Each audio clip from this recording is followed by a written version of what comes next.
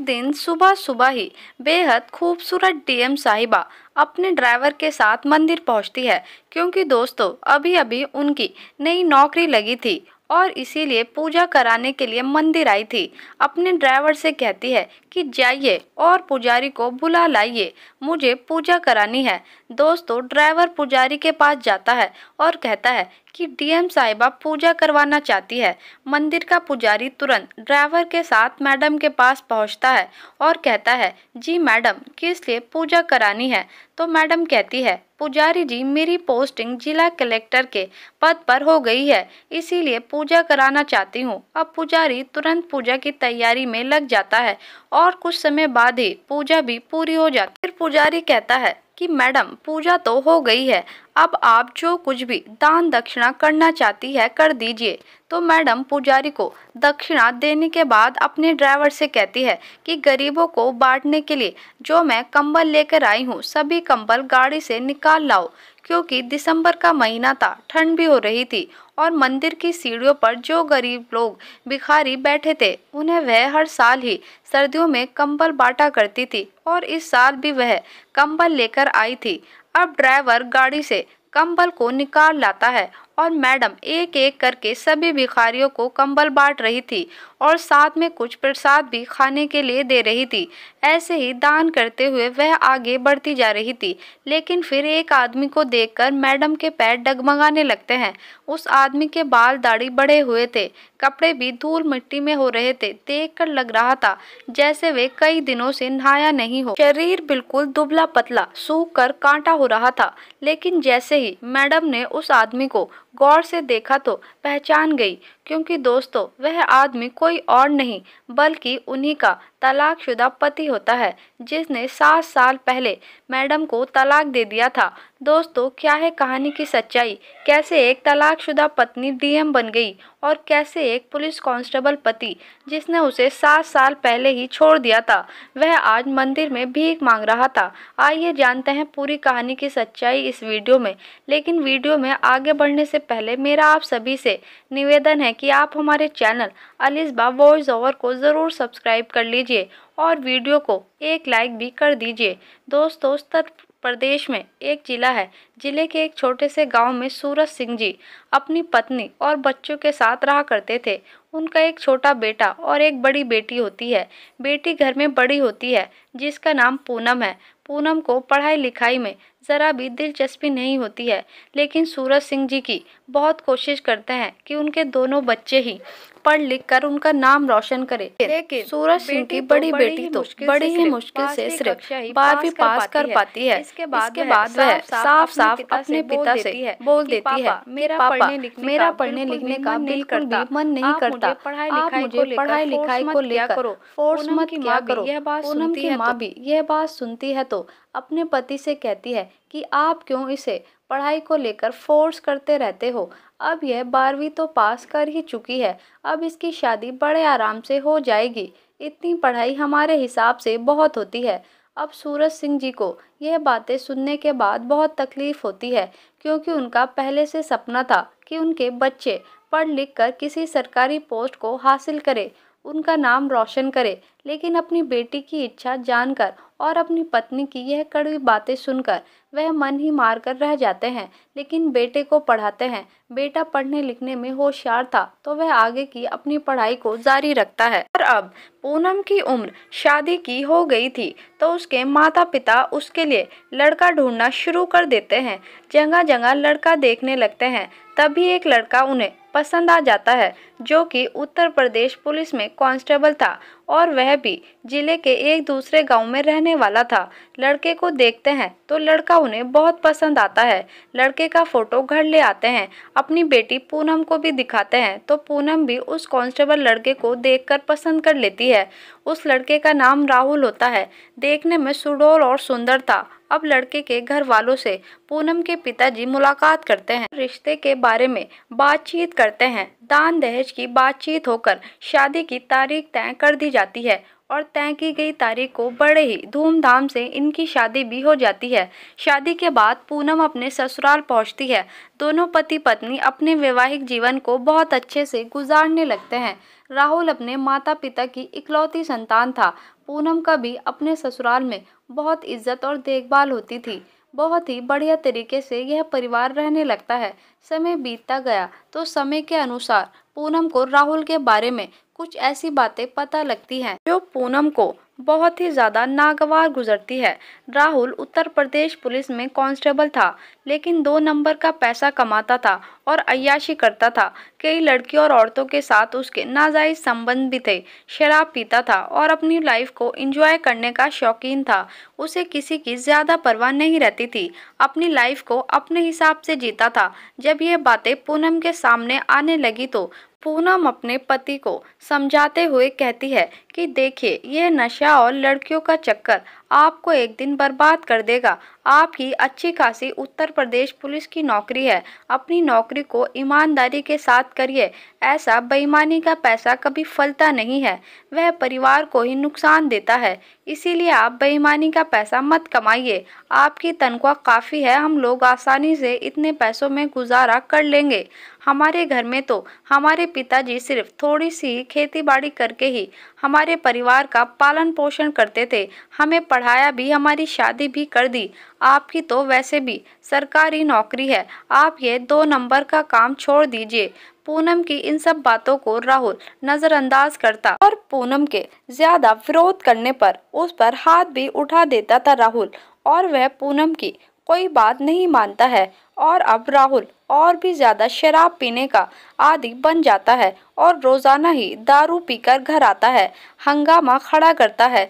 अब पूनम के सास ससुर भी अपने बेटे से परेशान आ गए थे। वह एक दिन पूनम को अपने पास बैठाकर समझाते हैं कि बेटी, अभी तो यह यहीं ड्यूटी दे रहा है, लेकिन हमें पता चला है कि अब इसकी पोस्टिंग आगरा होने जा रही है, तो हम चाहते हैं कि तुम भी इसके साथ आगरा चली जाओ। तुम्हारे साथ रहेगा तो इसका ध्यान लड़कियों से दूर रहेगा। तुम इसे समझाओगी तो शायद यह शराब पीना भी छोड़ दे। अब इस घर की इज्जत तुम्हारे हाथों में है, तुम ही इसे सुधार सकती हो। इतना कहकर उसके सास ससुर की आंखें भर आती है। वह उनके आंसुओं को साफ करवाती है और कहती है, आप लोग चिंता मत कीजिए, मैं अपनी पूरी कोशिश करूंगी इन्हें सीधे और सच्चे रास्ते पर लाने की। अब ये बिगड़ चुके हैं तो एकदम से तो सुधार नहीं आएगा, लेकिन मैं अपनी पूरी कोशिश करूंगी।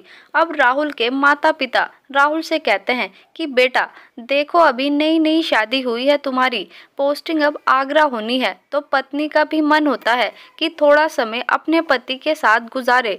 इसीलिए तुम इसे भी अपने साथ ले जाओ, वहाँ कोई रूम ले लेना, दोनों ही साथ साथ रहना। इसको कुछ दिनों वहीं घुमाना और फिर वापस आ जाना।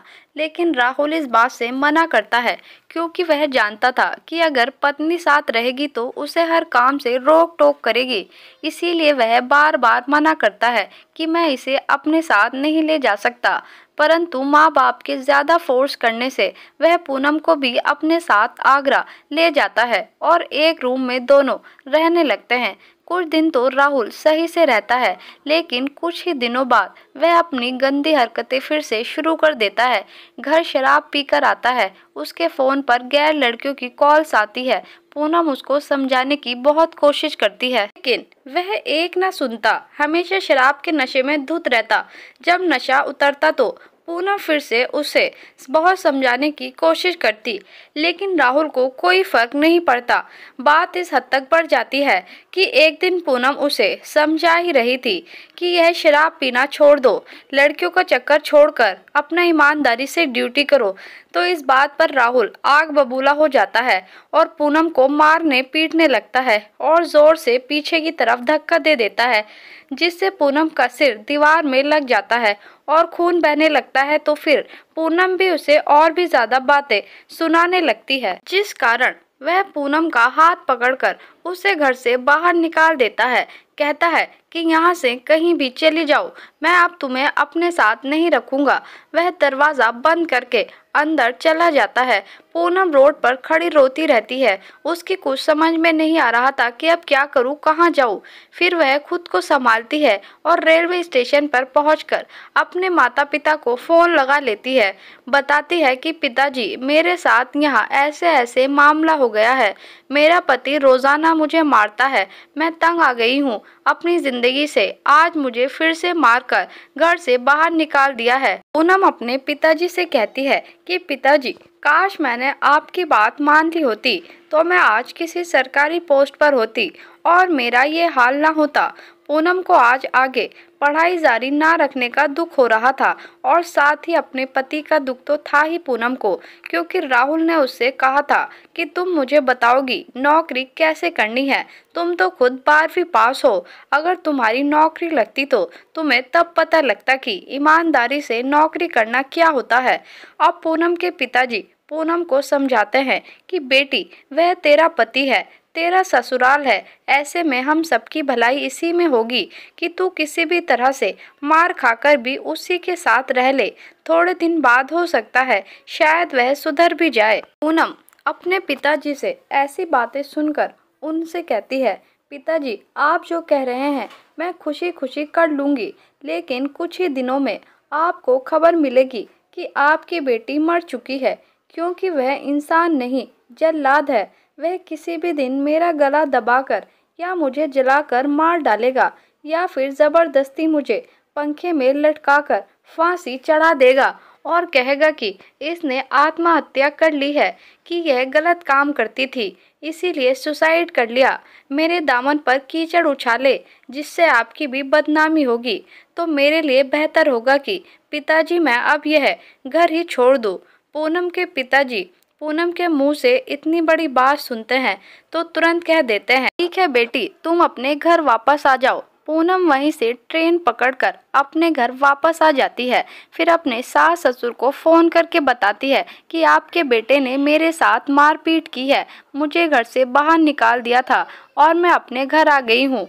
अब सास ससुर भी ये बात सुनते हैं तो बहुत ज़्यादा परेशान हो जाते हैं, लेकिन अपने बहू को कह भी क्या सकते थे जब अपना ही बेटा नाकारा है। फिर वे कहते हैं, ठीक है बहू, तुम फिलहाल अपने माँ बाप के साथ ही रहो, आगे देखते हैं क्या होता है, हम उसे समझाने की पूरी कोशिश करेंगे। लेकिन राहुल तो समझाने की नौबत तक आने ही नहीं देता। वह तो पहले ही तलाक के पेपर भेज देता है, इन पर साइन करके भेज देना।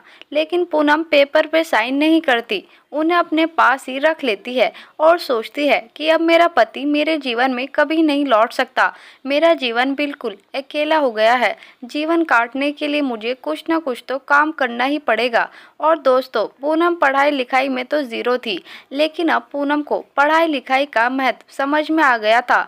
इसीलिए वह अपने पिताजी से कहती है कि मैं पढ़ना चाहती हूँ और पढ़ लिख कर कोई सरकारी पोस्ट हासिल करना चाहती हूँ। पूनम के पिताजी यह बातें सुनते हैं तो बहुत खुश होते हैं, क्योंकि वह तो कब से यही चाहते थे।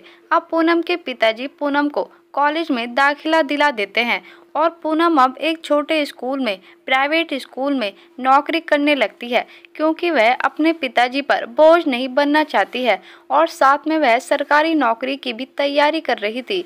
अब पूनम ने अपना जीवन पूरी तरह से व्यस्त कर लिया था। उसका फोकस सिर्फ और सिर्फ एक सरकारी नौकरी हासिल करना था। उसने दिन रात एक कर दी और अपनी मेहनत और लगन से पूरे 3 सालों की मेहनत से यूपीएससी का एग्ज़ाम निकाल लिया और वह अब एक डीएम साहिबा बन चुकी थी। और उस खुशी में ही पूनम गरीबों में कंबल बांट रही थी कि उसकी नज़र एक व्यक्ति पर पड़ती है जिसे देखकर वह दंग रह जाती है। अब पत्नी तो पत्नी ही होती है, पति को किसी भी हालत में पहचान जाती है। जो पत्नी अपने पति से सच्चा प्रेम करती है वह तो अपने पति की परछाई से भी उसे पहचान जाती है। राहुल को पहचानने के बाद पूनम की आंखों में आंसू आ जाते हैं।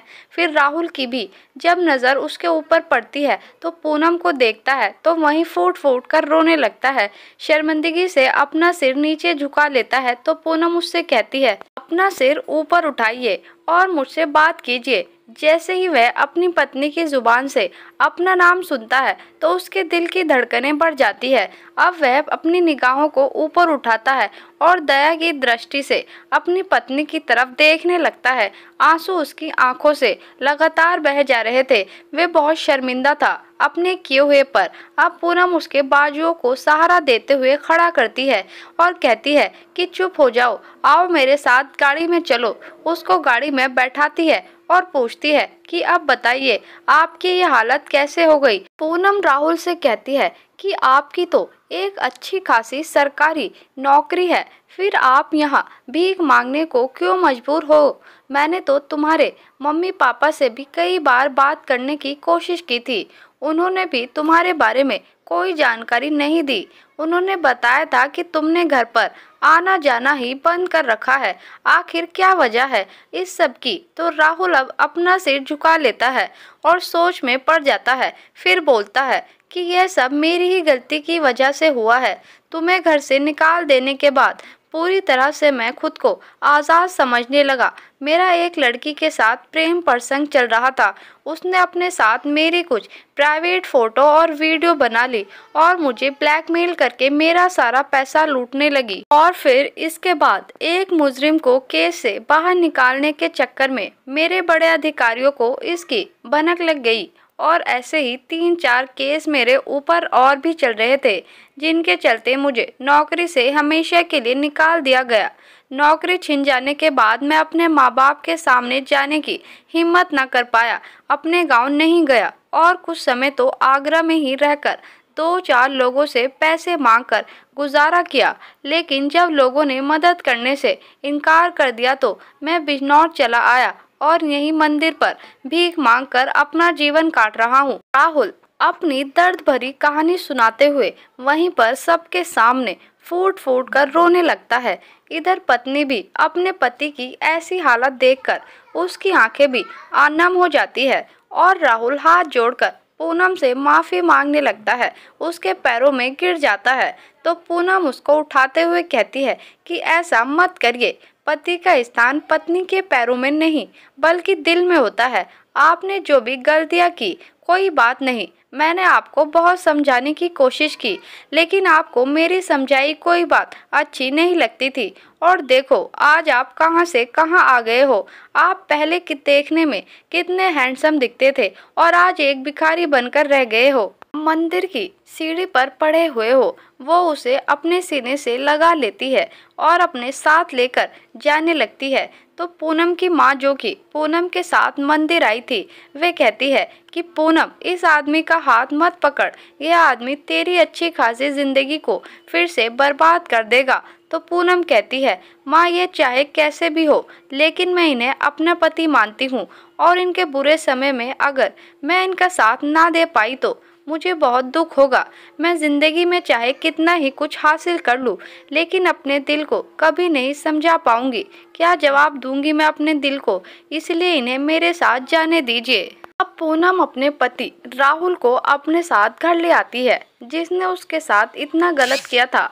उसके बाद वह उसकी बाल दाढ़ी बनवाकर उसको नए कपड़े पहनाकर वह उसको अपने भाई के कपड़े पहनाती है, अच्छे से तैयार कर देती है। फिर वह पहले की तरह ही स्मार्ट लगने लगता है। अब पूनम उसको बहुत प्यार से पूछती है कि क्या आप जीवन में दोबारा यह गलती करेंगे या छोड़ देंगे। तो राहुल की आंखें एक बार फिर से नम हो जाती है।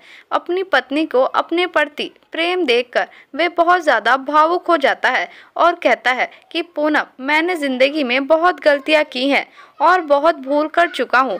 तुम्हें भी बहुत परेशान किया है मैंने। अब भगवान से मुझे सुधरने का एक मौका मिला है, मैं इसको गंवाना नहीं चाहता।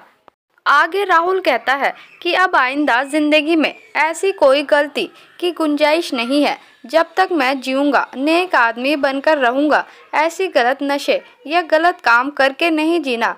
पूनम भी अपने पति के मुंह से इतनी प्यारी प्यारी बातें सुनती है तो भावुक हो जाती है, उसको गले से लगाकर रोने लगती है। अब दोनों मंदिर जाते हैं और फिर से शादी कर लेते हैं। शादी करने के बाद पूनम पति के साथ अपनी पर्सनल कार लेकर अपने ससुराल पहुंचती है। जब ससुराल पहुंचती है तो सभी लोग देखते हैं कि यह गाड़ी से आज कौन आया है। फिर जब गाड़ी से पूनम और राहुल बाहर निकलते हैं तो सभी की आंखें फटी की फटी रह जाती है। राहुल के माता पिता भी जब अपने बेटे बहू को आता देखते हैं तो वह भी दंग रह जाते हैं, लेकिन अपने बेटे को आज इतने समय के बाद देखकर उनकी आंखों से आंसू छलकने लगते हैं। वह अपने बेटों को सीने से लगा लेते हैं। राहुल अपने माता पिता से बताता है कि कैसे पूनम ने उसको जमीन से उठाकर आसमान पर लाकर बैठा दिया। अगर आपकी बहू ना होती तो मैं आज भी आपके सामने ना आ पाता। इसके बाद पूनम के सास ससुर पूनम को भी बहुत आशीर्वाद देते हैं कि तुमने हमारे बच्चे को सुधार ही दिया, और बहुत कठिनाइयों का सामना करने के बाद भी दोबारा से अपने पति को अपना लिया। अब परिवार फिर से हंसी खुशी रहने लगता है। अब दोस्तों 1 साल बाद पूनम और राहुल को एक बच्चे की खुशी नसीब होती है। राहुल अब घर पर ही रहता है, उसको नौकरी करने की ज़रूरत नहीं थी क्योंकि अब पूनम नौकरी कर रही थी और राहुल अपना एक छोटा सा बिजनेस शुरू कर देता है और पूनम अपनी नौकरी को बहुत ही ज़्यादा ईमानदारी से कर रही होती है। दोनों पति पत्नी अब जीवन में खुश थे। तो दोस्तों यह थी आज की कहानी। आपको कैसी लगी कमेंट करके ज़रूर बताएं, और आपकी पूनम के बारे में क्या राय है, क्या उसने अपने पति को अपनाकर सही किया। और दोस्तों अगर कहानी आपको ज़रा भी पसंद आई हो तो हमारे चैनल को ज़रूर सब्सक्राइब कर लीजिए, और वीडियो अगर पसंद आई हो तो वीडियो को लाइक भी कर लीजिए।